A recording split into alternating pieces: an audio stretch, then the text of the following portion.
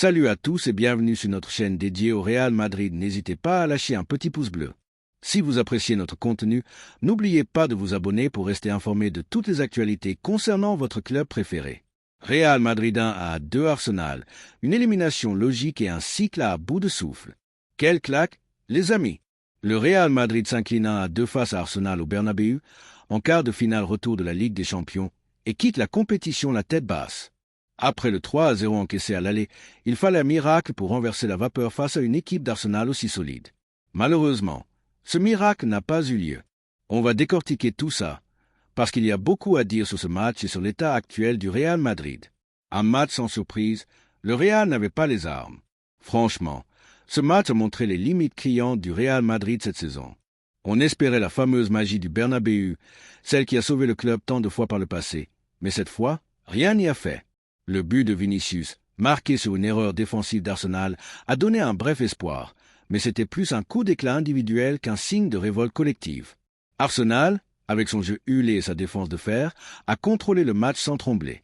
Comme tu l'as dit, ils te font danser en 4 passes, et toi, tu cours après le ballon comme un débutant. Le pénalty arrêté par Courtois en début de match, vers la 10e ou 13e minute, a maintenu le Real en vie, mais ça n'a pas suffi. Les décisions arbitrales, comme la pénalité sifflée contre Asensio, un peu sévère, car l'agrippement n'a pas vraiment influé sur la trajectoire du ballon, ou celle non accordée à Mbappé, discutable, mais pas scandaleux, n'explique pas tout. Le problème est plus profond. Ce Real Madrid n'a pas de jeu, pas d'identité, pas de plan. Un Real Madrid en panne sèche. Cette saison, le Real Madrid est méconnaissable. On a l'impression de voir une équipe qui vit sur ses acquis, sur le talent brut de quelques joueurs, mais sans cohésion ni idée directrice. Comme tu l'as souligné, ce Real encaisse des buts à l'appel, même contre des équipes modestes comme Valence ou le Leganés. Contre Arsenal, qui n'a presque jamais concédé plus de 2 buts dans un match ces derniers temps, espérait en marquer 3 ou 4 relevés de l'utopie. Le milieu de terrain est un désert. Personne pour tenir le ballon, personne pour organiser le jeu. On se retrouve avec un 4-2-4 bancal, où Bellingham joue faux 9 alors qu'on a déjà Vinicius, Mbappé et Rodrigo devant. Sérieusement, pourquoi transformer un milieu aussi talentueux en attaquant alors qu'on manque cruellement de créativité au cœur du jeu? Les adversaires, même les plus faibles, dominent parfois la possession dans notre propre camp. C'est du jamais vu pour un club de cette stature. Les joueurs, des héros isolés et des absents remarqués. Dans ce marasme, 2 joueurs sortent du lot. Thibaut Courtois, il a fait son boulot en arrêtant un pénalty crucial et en sauvant ce qu'il pouvait. Sans lui, la partition aurait pu être encore plus lourde. Vinicius Junior, il a tout donné avec des dribbles, des centres, mais plein de hargne. C'est le seul qui a porté le maillot avec fierté ce soir. Mais pour le reste, c'est la douche froide. Kylian Mbappé, censé être l'homme des grands soirs, a été transparent. Pire, il termine le match avec une douleur à la cheville, ce qui pourrait nuire à sa participation à la finale de la Copa del Rey. Rodrigo, aucune différence. Bellingham, étonnamment discret, lui qui d'habitude brille dans les moments chauds. Valverde a couru, comme toujours, mais sans impact réel. Les autres, de Lucas Vázquez à Alaba, n'ont rien apporté de notable. Ce soir, le collectif a coulé, et même les stars n'ont pas su relever le niveau. Ancelotti, la fin d'une ère? Parlons du gros sujet, Carlo Ancelotti. C'est une légende, personne ne peut le nier. 3 Ligues des Champions, des Ligas, des Coupes, il a tout gagné avec le Real. Mais aujourd'hui, il semble à court de solutions. Son équipe joue sans âme, sans tactique claire, et les choix de composition soulèvent des questions. Pourquoi titulariser Lucas Vázquez dans un match aussi crucial? Pourquoi ne pas donner une chance à Brahim Diaz ou à Endrick, qui pourraient apporter de la fraîcheur? Ancelotti mise sur les mêmes joueurs, par habitude ou par respect de leur statut, mais ça ne fonctionne plus. Comme tu l'as dit, il a peut-être perdu le vestiaire. L'équipe donne l'impression de jouer par à-coups, sans conviction. Si le Real perd la finale de la Copa del Rey ou s'effondre en Liga, il est difficile d'imaginer Ancelotti rester. Par respect pour son palmarès, il pourrait terminer la saison, mais son cycle semble bel et bien terminé. La question est, qui pour le remplacer? Xavi Alonso, avec son travail impressionnant à Leverkusen, semble être le favori.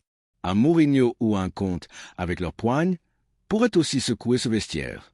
Pourquoi pas Raoul pour incarner l'ADN du club? Ce qui est sûr, c'est qu'il faut un électrochoc. Un changement urgent, entraîneur, joueur, mentalité.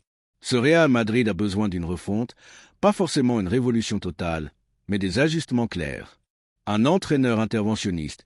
Fini le style paternaliste d'Ancelotti. Il faut un coach qui impose une discipline tactique et qui aligne les joueurs en fonction de leur forme, pas de leur nom. Un système basé sur le mérite où un Rodrigo en méforme laisse sa place à un Brahim ou un Endrick. Des renforts au milieu. Le manque de créativité est criant. Un meneur de jeu, capable de distribuer et de calmer le tempo, est indispensable. Pourquoi pas un jeune talent comme Florian Wirtz ou un joueur expérimenté dans ce rôle? Des départs ciblés. Certains joueurs, comme Lucas Vazquez ou Alaba, dont le niveau actuel pose question, ne semblent plus au niveau des ambitions du club. Rodrigo, malgré son talent, doit prouver qu'il mérite d'être indiscutable. Les jeunes à l'honneur, Brahim, Endrick, Arda Güler, ces joueurs ont du potentiel. Il faut leur donner des minutes, surtout dans une saison où les cadres déçoivent. L'avenir proche, Liga, Copa, Mondial des clubs. Le reste de la saison s'annonce compliqué. La Liga, avec un classico à venir, est encore jouable, mais vu le niveau actuel, difficile d'imaginer le Real enchaîner les victoires. La finale de la Coupe du Roi contre le Barça, à moins d'un sursaut. Le Barça, même en jouant à 80%, semble favori. Quant au Mondial des clubs, face à des équipes comme l'Inter, le PSG ou même Chelsea, ce Real n'a pas les armes pour l'emporter. Le retour de Ceballos pourrait apporter un peu de stabilité au milieu, mais ce n'est pas la solution miracle. Une saison à oublier, un futur à reconstruire. Cette élimination fait mal, mais elle n'est pas surprenante. Ce Real Madrid manque de tout, jeu, cohésion, mental. Les comparaisons avec d'autres équipes du passé, comme celles de 2019 à 20 ou 2020 à 21, sont révélatrices. Ces équipes, moins talentueuses sur le papier, avaient une âme, un bloc défensif, une envie. Aujourd'hui, le Real repose sur des exploits individuels, mais comme équipe, il n'y a rien à quoi se raccrocher. Pour la prochaine saison, il faudra un nouveau projet. Un entraîneur avec des idées claires, des recrues ciblées et une mentalité de gagne-rure.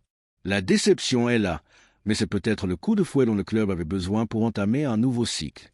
Merci à Ancelotti pour tout ce qu'il a apporté, mais il est temps de tourner la page. Et toi, qu'en penses-tu? Si tu devais choisir un entraîneur pour relancer le Real, ce serait qui? Et quel joueur rêverais-tu de voir débarquer pour redonner vie à ce milieu de terrain? Allez, continuez la discussion. À la Madrid, même dans la tempête.